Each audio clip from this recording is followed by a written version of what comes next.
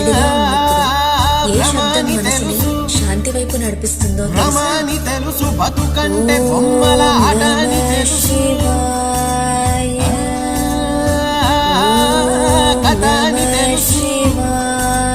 కథని తెలుసు. కథలన్నీ కంచికే చేరునని తెలుసు. తెలుసు తెర తొలుగుతుందని, తెలుసు తెల్లారుతుందని, తెలుసు ఈ కట్టె పుట్టుకుమంటదని, ఈ మంత్రం కేవలం పదాలు కాదు, తెలుసు ఈ శివుని మట్టి 5 మట్టిలో తత్వాల 5 రూపాల కలిసిపోతదని. ఓం అంటే సృష్టి, తెలిసి లయన మూలధ్వని. దీనితో మన ఆత్మ శివ చైతన్యంలో లీనమవుతుంది. నా అంటే భూమి తత్వం, కాంచీపురంలో శ్రీ ఏకాంబరేశ్వర స్వామి రూపం. ఇది స్థిరత,